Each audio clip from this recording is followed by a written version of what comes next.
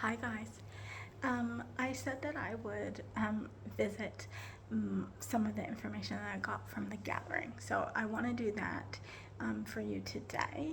Um, I think I'm going to break it apart into sermons, and I almost want to listen to this a third time because I've listened to it twice now and I got something out of it different yesterday than what I've written down here.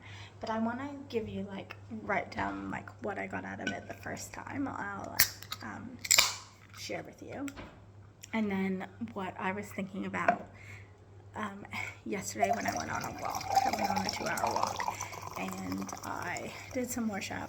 I listened to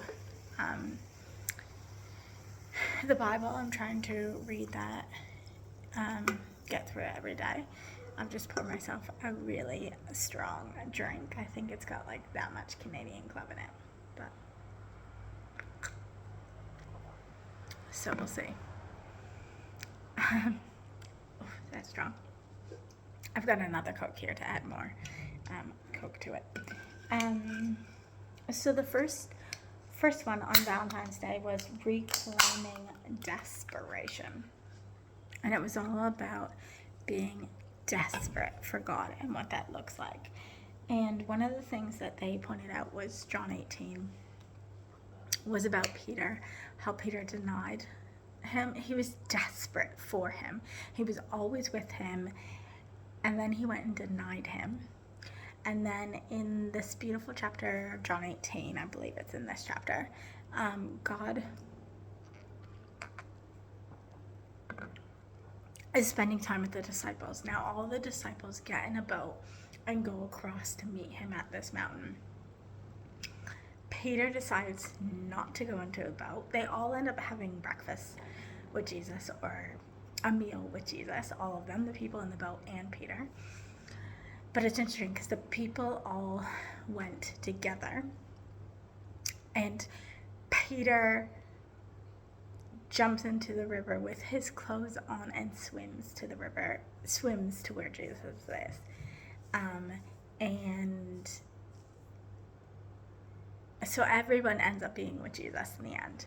However, in this chapter, they were saying Jesus saw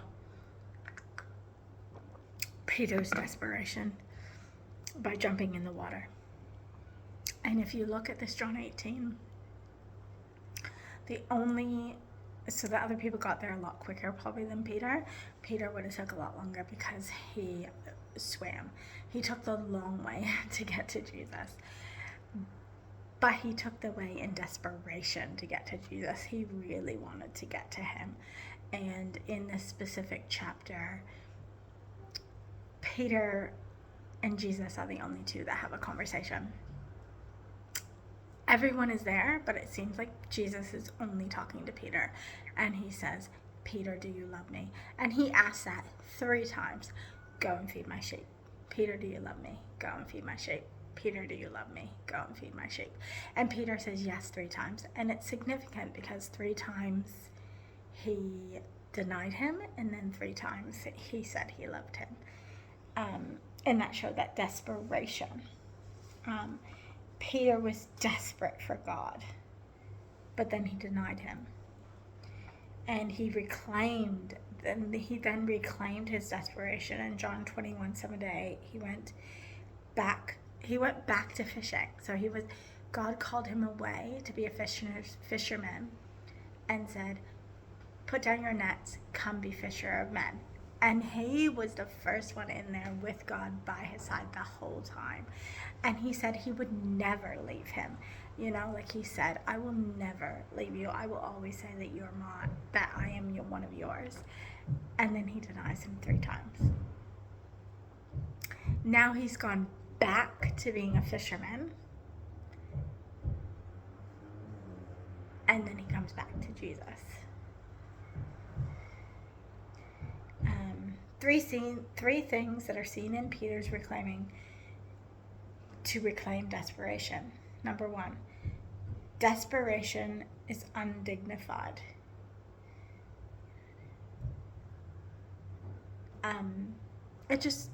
Desperation goes against all odds. When you are desperate, you're willing to do anything when you are in that desperation.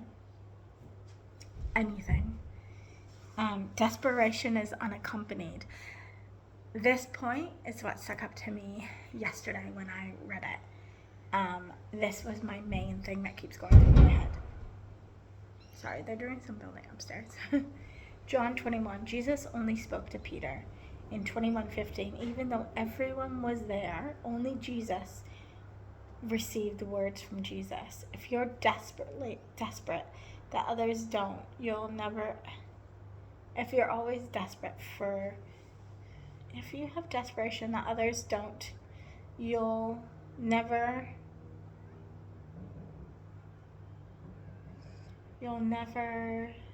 something others don't. Desperation is a yielded heart to want only Jesus. True desperation needs to be uninhibited. 3, to heal you feels like if your revelation is Jesus testing of us to bring us forward. Never hide feelings with Jesus. Express them always. Bring Jesus all your hang-ups and all. So that's all I wrote for that first little bit. But yesterday when I was going through reading it again, the point that I said that stuck out to me the most, sorry, I couldn't even read half of that chicken scratch, so I don't even know if that made sense to you, but was the desperation is unaccompanied. So when I think about my desperation for God in my journey in New Zealand, I can remember at the end, like, I kept going to church by myself. Everything was by myself. I was very desperate. And, you know, moving here was an obedience to God, I feel. And obedience to God is the next thing, but I'm not going to talk about that today. But I was desperate. One of the things that I was desperate for was having a new start here in Australia, and that new start revolved around the church, revolved around building that community that I used to have, and I still have some of those friends in my life, but they're in Canada, my best friends in Canada. I've never had that community in New Zealand. I wanted it. I have a few friends that I'm friends with that are Christians in Australia, but I never had that church community where I could feel that I could belong, and I never felt that I was growing as much as a Christian in New Zealand, and I wanted that back. It's the same reason that I was desperate to go to Bible college. Again, I did it on my own. It's unaccompanied, and I can remember wanting to have someone come here with me to help me set up, because I was so beside myself with worry about doing it all on my own. And when I think about this desperation, God was giving me that desperation for him and saying, I'm all you need. Remember that. I am all you need. I'm going to make it so nobody else is with you. I'm going to make it so no one else is coming to it. The only person you can rely on is me. And I know that because that is what has happened my entire life. God is the only one that I'm able to rely on. And so it was just interesting to think about this desperation that I have to grow and learn and be the person that God wants me to be, and come into this community of people that want to grow and learn about him and strengthen that relationship with one another, but through him and through our daily struggles and through our highs and our lows. And that desperation has come where I have been, like I said, I have never seen God move as much as he has being here in Australia. This house is a perfect example. I should not have got this house. They do not like to give you a house unless they can see that what you're going to pay for your house is like only 40% of what you are going to bring home. And my wage and how much this house cost when I was doing it as a foreign tax person meant that I was going to have 1 week a couple $100 and 1 week $20 with my loan at home, which they didn't know about, so I guess $200. So that was going to be, this was like 80% of my income. They don't like to give you a house that, a rental when it's going to cost 80% of your income, because that's too, it's probably too insecure for you. You know, they don't know if you can do that long term.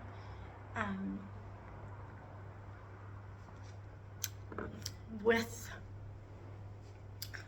bringing home, now it's at a 50%. It's still not as low, but it is at a 50% right now. It's going to go to a 40% with the higher wage.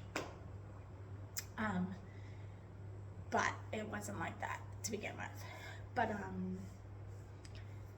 yeah, I told God that I wanted to be near church, I wanted to be near a beach, and I wanted to be near the train station.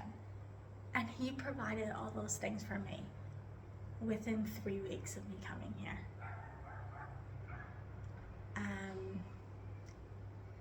I went to one church, I didn't feel like it was a good fit. I went to this church that is right across the street, and I absolutely love with it. He has made, the pastors have reached out to me, other people have reached out to me, and I'm starting to build those connections. I was supposed to get a couple numbers today, but the girl was on worship team, so I didn't get her number because my brother wanted to have a conversation with me. And so I chose to have a conversation with him instead of staying at church.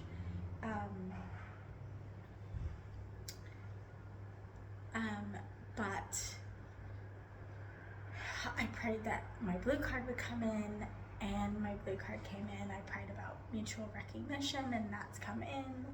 Like, I prayed for a job and a contract and all of that stuff, just boom, boom, boom, you know, like I was worried about getting a couch and worried about getting a bed, and I was able to get those things. Like all these little prayer things that I had asked out in desperation, I saw God move and I saw God do. And it was amazing because, like I said, I hadn't seen that in such a long time. I think, you know, I don't even know if I recognized it before. I would say, I don't even know when the last time that would have happened would have been. Probably in Bible college, when I, of course, was doing His will again. And I feel like it's been a long time since I've been doing that will, since I've had that desperation for Him, since I've had that, like, go to Him and, yeah, go to Him pretty much on my knees, being like, you are everything I need, and you are all that I have, and you are all that I can lean on. And I've always drawn my strength and everything from Him, but yeah. Anyways, that was what really stuck out for me. You know, I only put a snippet on it there. But, because it's funny, because when I think about last weekend, the one thing that stood out to me the most was the obedience, not this desperation. So I only have a little bit of notes on the desperation, but I have quite a few notes on the obedience. But when I went and re-listened to the desperation yesterday, all I could keep thinking about was, gosh, that was me. That was me. And I want to continue to be me. I want to continue to learn and grow. And I do feel like, you know, that weekend they were saying, like, this is a unique church. Everyone comes to this church, or it seems like there's a big following. Majority of the church is hungered for relationship with Christ and relationship with one another. We actually care. We're not there just to come and do the Sunday thing, where we just show up and then we walk out the door and we don't do. I'm not perfect by any means. Nobody else is perfect in my church. we are all broken people learning to walk with and beside God. But we're wanting to learn together. And we've got that hunger for God, and that hunger to go deeper and to have it make us more like Jesus on this road that we walk now, as if this is heaven. If you want to hear the sermon that I'm talking about, you can go onto Spotify and you can go onto Dwelling Place. I wish I could show you the little icon, but I think it's white with a little bit of brown. It says Dwelling Place. But if you go into it right now, is it Spotify? Dwelling Place podcast. There's also a Dwelling Place playlist with a bunch of songs. I think it's got like 5 or 6 songs at the moment. But if you go to Dwelling Place and it's on Spotify, it's free. If you click on that, you will see like sermons that come up that are circled orange, and one of them will be reclaiming desperation. There's reclaiming desperation, reclaiming obedience or bust. There's one on deep-rooted branches. There is one on intimacy with God, and there is one on preparing the soil. Yeah. So, yes. I haven't actually listened to the intimacy ones, but they're there, and they're in the orange circle, and they're just from last weekend, so you'll be able to see them quickly if you went on to the Dwelling Place. And yeah, if you look up, I guess you look up podcasts, I don't know, it comes up right away, but I don't know if it's just because I'm in Australia so it comes up right away, or how hard it would be for somebody else to see it. But yeah, I would suggest, if you're craving and if you are wanting more, if you're wanting to understand more about what I'm even talking about, go and listen to that podcast. If you put a comment below, I can probably link it to you. In fact, I might try to see if there's a way that I can link it actually in the comments. If I could comment on it myself, I will try to do that. Actually, I'll try to do that now so that you can just go and be blessed by it. I'll try to link the playlist if I can, and I'll try to link the podcast if I can. So I'm gonna go do that now. So anyways, I hope that kind of gives that understanding. Like I said, I'm gonna do it in small parts because I actually want to listen to it again. I might actually listen to it again tomorrow morning on my way to work, and then or sometime, and then I'll move on to the obedience one. I may come back and revisit a little bit if I'm going to talk about obedience once I re-listen to that one. I might talk a little bit more about the desperation if I feel like something else has come up for me in it. But yeah, I've listened to it twice now. I just think there's such good food for thought. And look, majority of the speaker he's a speaker from New South Wales, Australia. His name is Sam. He is amazing. He does 2-3 messages. He does the obedience and he does the desperation. Very passionate about what he does. The other guy, Sam, is from New Zealand, and he does the soil one and intimacy. And those are really good, 2 different styles, but both really, really passionate, both really, really good. So listen to those. Anyways, I'm gonna go and I'm gonna try to put those down. I'm gonna try to watch Young and the Restless before I start watching Maths because I'm trying to stay. Ooh, and my watch is saying I'm only at 18%. So yeah. Anyways, I hope some of this message got through. And yeah, read John 18 and John 21. And yeah, I'm telling you, it's powerful, powerful stuff. And I'm so thankful to be surrounded by a church that really is trying to help us to grow.